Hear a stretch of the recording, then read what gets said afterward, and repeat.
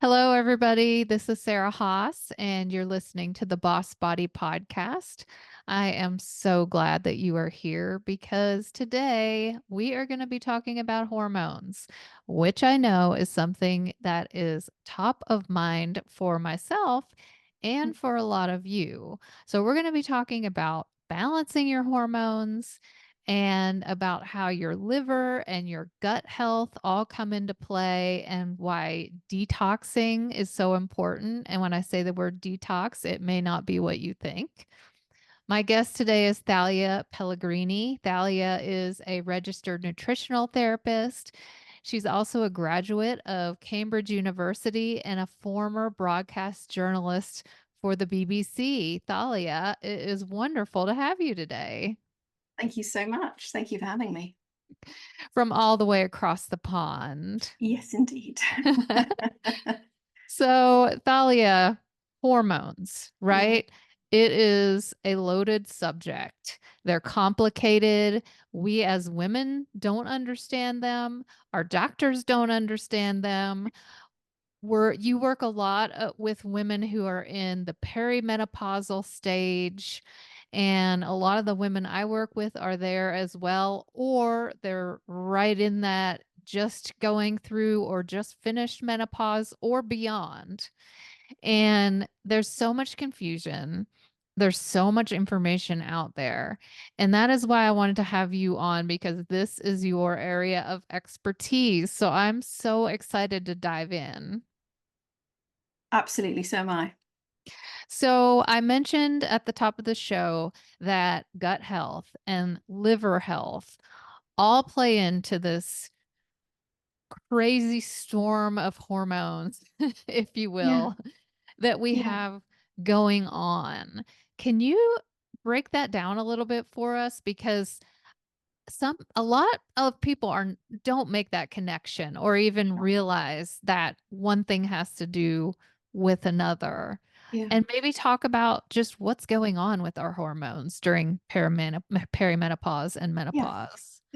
I always talk about perimenopause as the journey and menopause is the destination. So menopause is defined as 12 consecutive months without a menstrual cycle, without a bleed, at which point you are postmenopausal. So actually, menopause is just one day. Once you've gone those 12 months, you're postmenopausal, you're out through the other side. Now that journey can take anything from 4 years to, I think the last stats I read was 13 years, but I'd say the average could be 10 years quite easily. So you could be in your late 30s and be perimenopausal. You could be postnatal and be perimenopausal. So I like to think of hormones as these incredible things. I feel like they're our superpower as women. They give us our curves, they give us our confidence, they give us our lovely skin, all of these wonderful things. They make us they can chill us out, they can make us angry, all of these incredibly powerful emotions that are connected to our hormones, which I think are kind of amazing. In perimenopause, depending on what stage of perimenopause you're at, your hormones are going to be fluctuating. So I think everyone imagines that your hormones just kind of dip slower, slower, slower until they kind of stop. But actually, that's not entirely true. Actually, our progesterone, which I like to think of as our chill out hormone, that dips slowly over time. But our estrogen is a little bit more up and down, which is totally appropriate for estrogen because estrogen is our diva hormone. So I like to think of them as best friends, and one is kind of the chill out girl, and she's like, let's stay home, and estrogen's no, no, let's go out and party. So a lot of the problems that we experience are in that discrepancy of what's happening with our hormones, whether our estrogen is elevated or our estrogen actually is not elevated, but our progesterone has dropped. So it's in those fluctuations which are less predictable than when we're having a menstrual cycle that we experience symptoms, and they can be neurological, they can be the hot flushes, they can be migraines, but they can be much more, I think, insidious. So when women say to me, I don't know if I'm in perimenopause, I just don't feel like myself. My confidence has changed. I'm more anxious. And then the physical symptoms might start. There might be heart palpitations, brain fog, cognition problems, these things that are really debilitating if they're happening to you at work, or they can really terrify women as well. So that's perimenopause. It's this fluctuation that moves us towards the ultimate destination of being postmenopausal, when we can sort of take a sigh of, big sigh, and go, hey, this is the good bit. Now we can chill out and relax and just enjoy our lives. So Finally. you're defining the perimenopause phase as the storm, sort of. That's when everything's sort of Yeah, fluctuating. And it I is. love what you said, how we've got the progesterone is the chill hormone and the estrogen is the diva hormone. I want to say I love the way that the perspective that you're taking, and that hormones are our superpower, that they're what make us feminine, they're what give us our 100%. curves and our skin. Because a lot of times I think we tend to think, oh, hormones are such a pain. We have to have a period. We have to go through menopause. We have to have hot flashes. We have to have PMS, and all Yeah, those negatives. So I like that you're pointing out that, hey, you know what? Hormones are a good thing, because perimenopause and menopause is a natural, yeah, wonderful part of life. Yes, it's difficult to manage, yeah. can be, but that's why you're here. That's why you do what you do. Yeah, and I try very hard. One of the messages that I try to, put out to the world is that if you're experiencing the misery that a lot of women associate with the menstrual cycle, the pain, the mood shifts, the general anxiety that might come the last week, for the sleep disturbance, the tiredness, all those signs are of imbalance. Imbalance is a very catch-all term. I don't love the term imbalance, but it works to just describe that there is an opposing side of that. And what a balanced menstrual cycle looks like is you don't get PMS, you don't have any pain. Your period starts without you really noticing it's coming because you don't have any symptoms. That's where I get my clients to. And a lot of women accept all those miserable elements of the menstrual cycle as normal because it's the only cycle I've ever known. But actually, there's a doctor, a naturopath doctor, who talks about our period, our menstrual cycle, as a report card. And of course, her name has completely, this is my perimenopause symptom. Names just go. It will come back to me. But she talks about our periods as a report card. And so they give us a lot of information. So if you're getting headaches, if you're getting pain, if you're getting mood changes, low libido, any of these things, they can be addressed. They're your body saying, hey, something's not quite right. So in an ideal world, I get women to have a healthy, happy menstrual cycle before they hit perimenopause, because then perimenopause doesn't have to be miserable for every woman. And some women will experience it with minimal symptoms, or symptoms that can be managed really well with a holistic approach and with a medical intervention if they choose it. Um, and I like to think of us graduating into menopause. I don't see perimenopause and menopause as decline.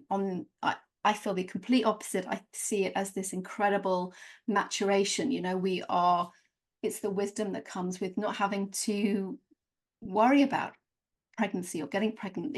We are the elders, so we get to share our wisdom.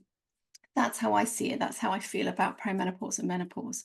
So if you're suffering with menopause or perimenopause, then your perspective will not be that positive. It will feel, so many women come to me and they're really struggling in perimenopause, and they say it feels like the joy is gone and it's not coming back. And that really breaks my heart. So part of my work is to empower them to feel good in their skin and excited about what's to come for their lives, not just their health.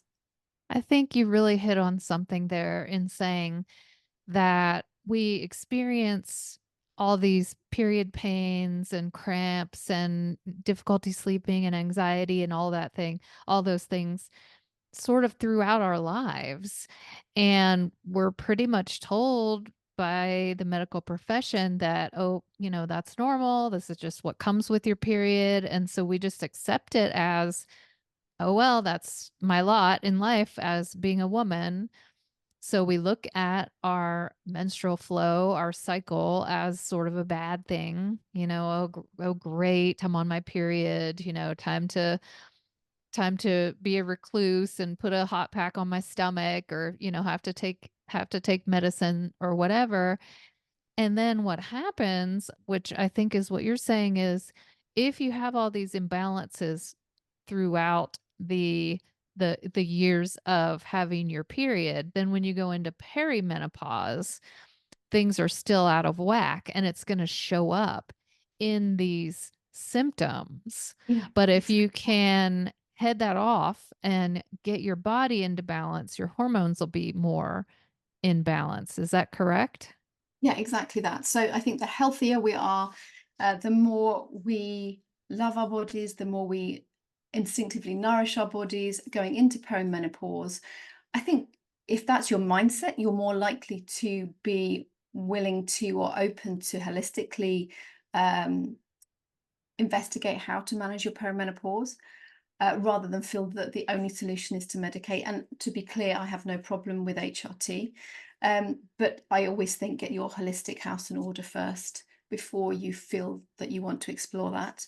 Um, and then if you're in a good place going into perimenopause, then I do believe the chances are your transition into menopause will be a little less stormy, which is a great word that you used. So tell me about, what does that look like? What do you need to do for your body Yeah, in order to get your house back in order, to get yeah. things to settle down, to get that storm to calm? I think the first thing is to pay attention to what your body is telling us. It sends us flares every day. It's saying, I'm thirsty, I'm hungry, I'm inflamed, I'm tired, I'm stressed. And I think what we're amazing at as women is pushing through and getting through that to do list we have that never ends and putting everyone else first. Um, Women are extraordinary. Women will come to me and I cannot believe how much they're achieving and getting done each day, even though they feel exhausted, burnt out, exhausted. So that is a mindset shift that's really important. It's saying it's not a luxury to look after myself. It's not selfish to look after myself. Who's running the show when we get sick? So we need to make time for our health so we don't have to make time for our illness. So what does that look like? That looks like how we eat, how we move, how we relax, creating time and space to do all of those things. A lot of women will say, I don't have time to eat well. And I always counter that with, it doesn't take a lot of time to eat well, but the intention needs to be there to nourish yourself. Because often when they say I don't have time, what they mean is I'm spending time looking after everyone else because I'm not important enough.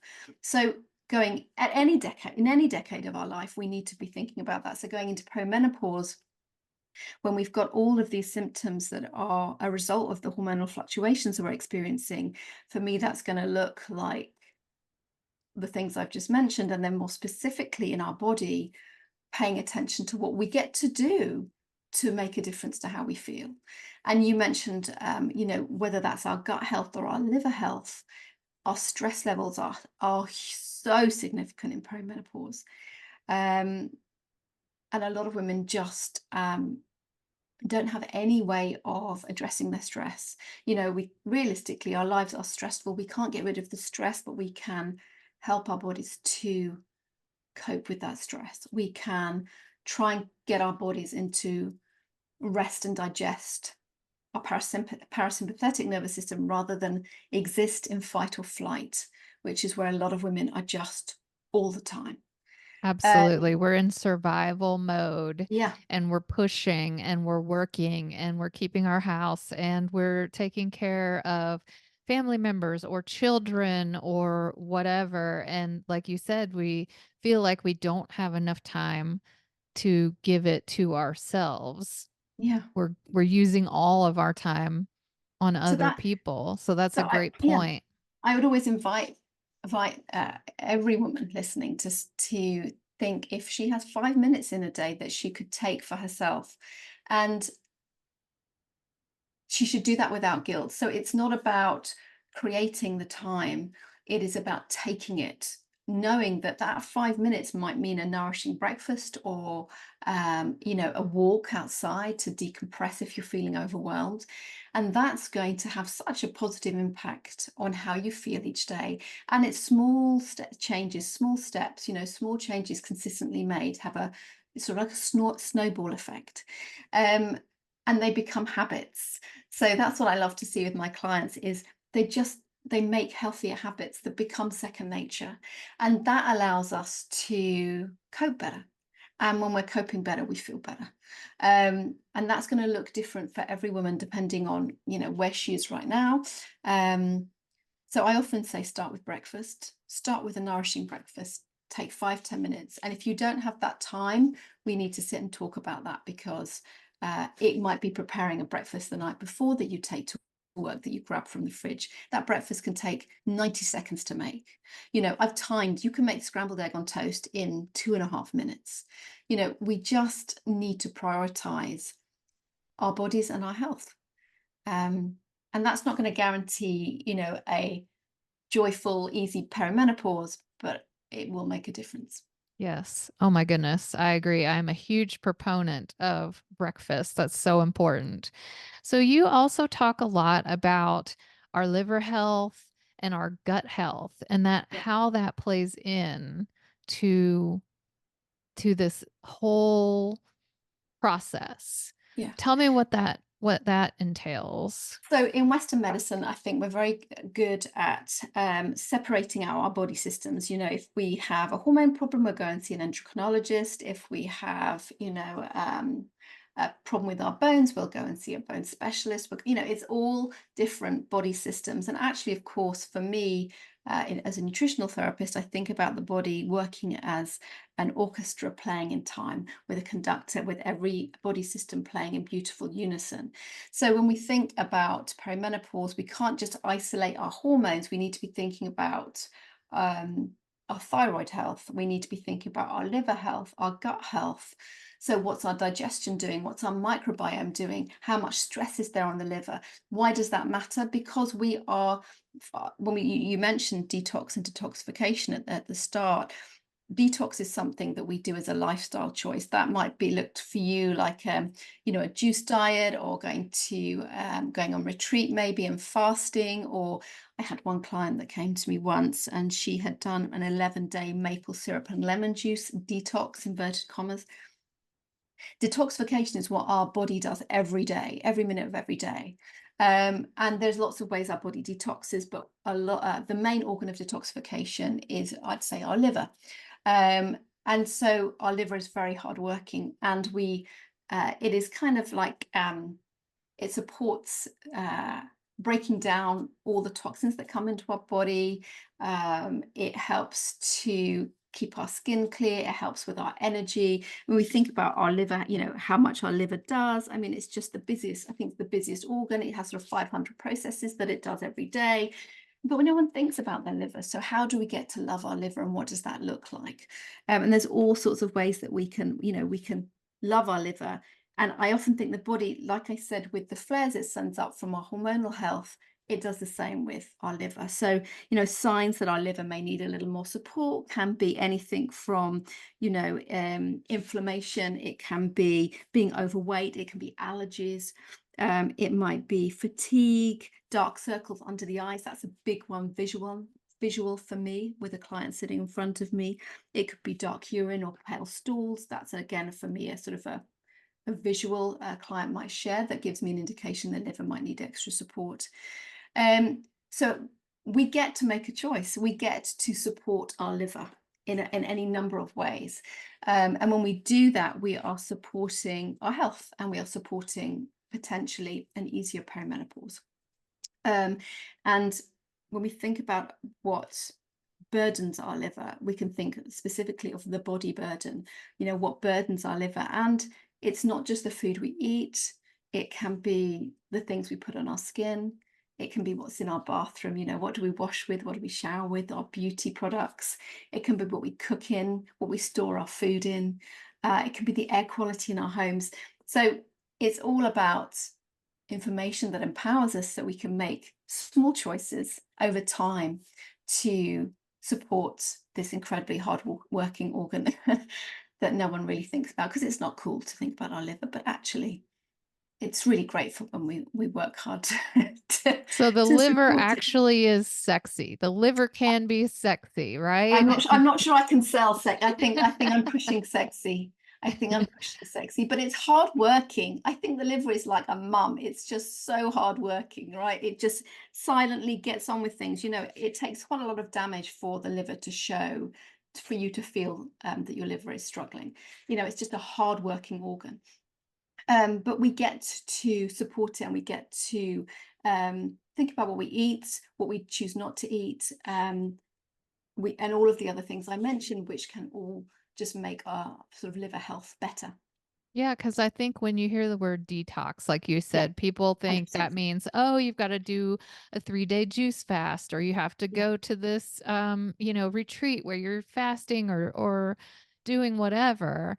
And yeah, you're saying, no, our liver is always detoxing us. That's its job, is yeah, to filter out the toxins yeah, and get them out of our body. yeah, And when the liver has too much of a load, it yeah, just can't keep up. And exactly then that. that affects all of our systems, because Yeah, then we have all these toxins in that's our right. bodies that need to get out. And you touched on putting like beauty products on our body, makeup, Yeah. lotions, shampoos. What do you mean by that? I'm just looking for a statistic that I pulled a little earlier before I came on to chat to you, and it was one I mentioned to you, and I thought I'd got it wrong when I spoke to you last week when we just chatted before the recording, and it's like, no, I got it right. I'm just going to see if I can find it now, and it was to do with how the average, yeah, according to the European Working Group, the average woman in the US puts 168 chemicals onto her body each day. 168. So what does that look like? That can be formaldehyde in nail polish. It can be lead in lipstick. It can be cadmium in lipstick. It can be parabens, which mimic estrogen. They're estrogenic in nature. It can be triclosan, which is in antibacterial gels and washes. It can be microplastics in our body scrubs. It can be SLS, sodium lauryl sulfate, in our toothpaste. So all of those things have to be broken down and excreted. So there's lots of ways the body will do that. And it's not just the liver that does that, but that's kind of the hardest working organ when it comes to breaking down these chemicals. And that's just a lot for the body to deal with. And we can make difference to what we ingest and what we put on our body. People think, but it's just my body moisturizer, but your skin is this huge organ. So what you put on your skin, your body absorbs and has to break down. So I never use the phrase clean eating. I'm not comfortable with that phrase, but I do talk about clean beauty. I think that's a growing market, and I think it's a really important one. So that's just one area that I think women are unknowingly putting a stress on their body, because, and often, there's so much that we get to choose from. We walk into a local store and the shelves are just filled with so many ways to make us look better and feel better. So it's just important to actually think about what is in that. What am I putting on my body? That's so true, because we're absorbing it. And Yeah, that's so great that you're pointing that out. And it's something that definitely came onto my radar after my experience with breast cancer, because I started doing a lot of research. I've always known, avoid artificial sweeteners, artificial colors and flavors, weird preservatives, chemicals in food.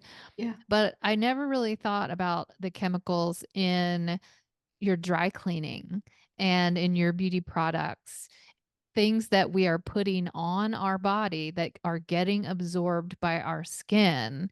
And those can mimic hormones, correct? Like yeah. xenoestrogens That's right. and Yeah, endocrine disruptors. exactly. Yeah, So exactly. those are really, really affecting our Yeah, body. And coming back to the perimenopause, menopause discussion, it's not just about supporting your liver, it's about yeah, why we're doing exactly. that. Yeah, Because those xenoestrogens are floating around in our body, and those are interacting with our actual hormones. that's right. Exactly that. So I just think it's just an awareness that it can be valuable to have. And you're right, endocrine disruptors can come in all different forms. And I will talk about endocrine disruptors with teenagers, I will talk about that with women who are trying to conceive, as well as we go through our hormonal journey into perimenopause, because they're relevant at every stage. So, for example, if a woman comes to me and she's got PCOS, if she has endometriosis, I'm going to be looking very keenly at her lifestyle and what xenoestrogens, potentially endocrine disruptors, are coming into her body and what might be contributing to her symptoms, not causing them, contributing, adding to the load, and what we can do to alleviate them. So, at whatever life stage you're at, I think this is a really valuable, important awareness to have. And so, what would you Yeah, say to those who are listening?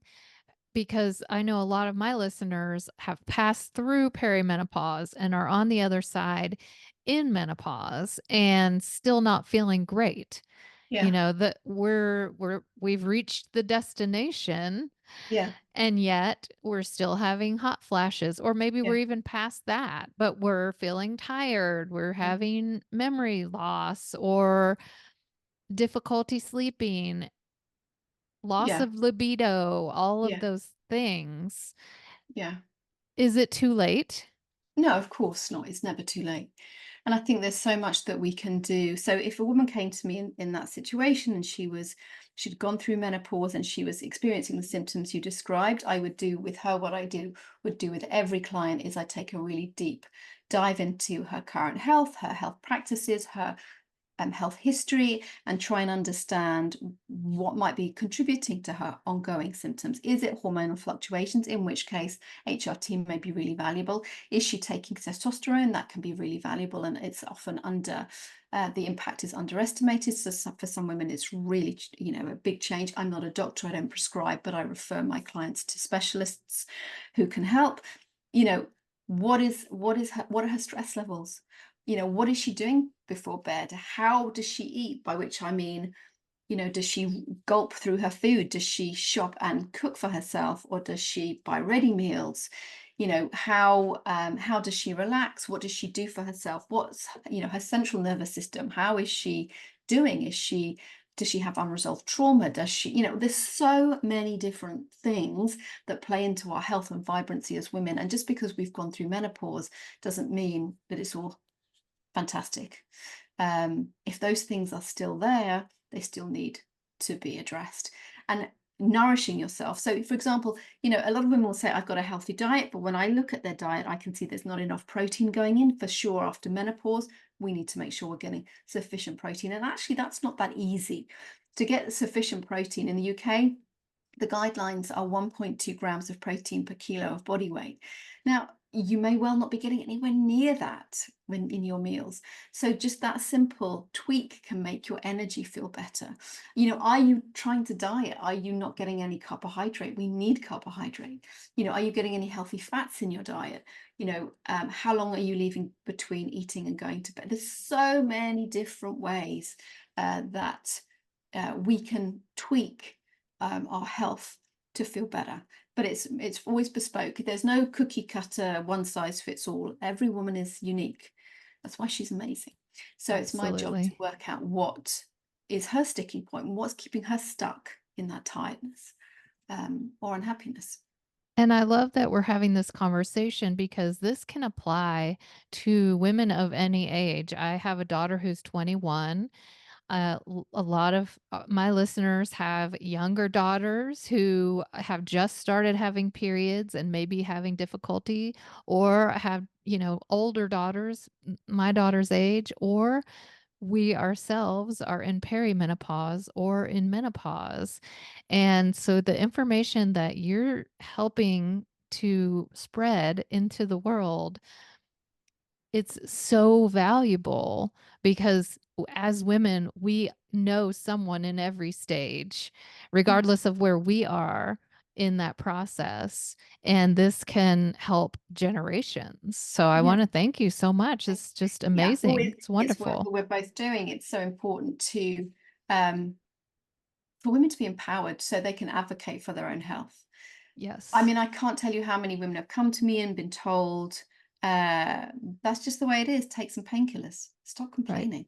Right. Um, or, with young women, they've got a lot of period pain, take the contraceptive pill, or their skin is not great, take the contraceptive pill. And that makes me quite angry. That makes me quite angry because these are young women, and it's not necessary. It's not necessary. There are so many ways we can support a young woman's hormonal health. And, and it takes time. It can take years for a menstrual cycle to develop and find its, I was going to say flow, which is not probably the best word, Groove. but you know what I mean? It's there is this kind of rush to um, almost switch off our hormones because they're problematic. Let's just Right. let's just tape over the cracks and move Put a on. Band-Aid on it and Exactly move that. along. Yeah, Yeah, there's not enough attention being paid to it. yeah, There's not enough education in the medical profession.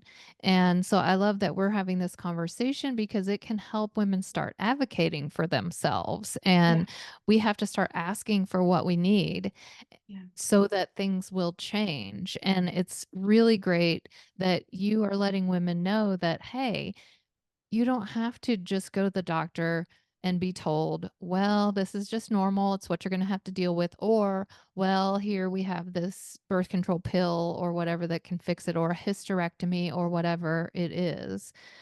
So I love that you're putting out there information that we really can grab onto because it's empowering, because yeah, we do have a lot of power yeah, over our health. And I loved what you said at the very beginning is your body is always sending out messages. There's these red flags. There's this check engine light, is what I call it. yeah, So if you're feeling symptoms that are uncomfortable, there's probably some kind of imbalance going yeah, on. And if it's a hormonal imbalance, you've got to get to the root of it and start healing yeah. from there. So I Exhausted may be your understand. new normal, but it shouldn't be. I think that's so Right. important for women to hear. There's tiredness at the end of the day where we've had a busy day and we want to collapse on the sofa and just watch trashy TV. That's a different tiredness to waking up exhausted and really not knowing how you're going to get through the day. There's exhaustion that affects your quality of life, that affects how you mother, that affects your relationships. That's not okay. That doesn't need to be your normal. And I really want women Absolutely. to hear that because there's a reason and we can get to the bottom of it. But I think women are so good at just pushing on through. And that breaks my heart because I see it too much in my clinic. And then, Yes. you work with a woman for 3 to 6 months and she is transformed and you want them to stand on rooftops and say, "This can get better." Um, so sorry, I interrupted you, but yeah, that I really want any woman listening who feels exhausted all the time, and if she's not getting the answer she needs from her doctor, there is support elsewhere. Seek it out. Um, Absolutely. yeah. Yes. Thank you so much. And you mentioned earlier about breakfast and how important that is. And so I want to let people know that you have a free collection of breakfast recipes. I think you call it Fantastic in 5 because Yes. and that's awesome because a lot of us are in a hurry. You know, we have to get out the door in the morning. We have kids or we're headed to our job or whatever, and we feel like we don't have time, but we need that breakfast. So if people want to find you and grab that guide, tell us where we can find you online. So I'm thaliapellegrini.com is my website, and I'm Thalia Pellegrini _ nutrition on Instagram. If anyone wants to reach out to me, I work with clients in North America, Europe, and around the world. So you can just get in touch. You can email me. I offer a free discovery call to any woman who wants to explore nutritional therapy. She's not sure. Maybe this is right for her. Maybe it isn't. And that 5 minutes, that breakfast, it doesn't have to be at 7 in the morning or 8 in the morning. Whenever you choose to break your fast, just make that first meal of the day a nourishing meal. It doesn't matter what time of day it is. Some women are, experimenting with fasting and are really comfortable with that. So it's just about starting the day with a nourishing meal at whatever time is so important. Perfect. Absolutely. And I'm going to be sure to put all Thalia's links in the show notes below so that you can grab her free guide and get in touch with her. Thalia, I want to thank you so much for being on today. It's been a wonderful It's gone conversation. so fast. I feel like I could talk to you for hours. I know, I know. It's just such a juicy subject. So I'll have to make sure to have you on again another time. But I want to thank you for being here today. And I want to thank all of you out there for listening.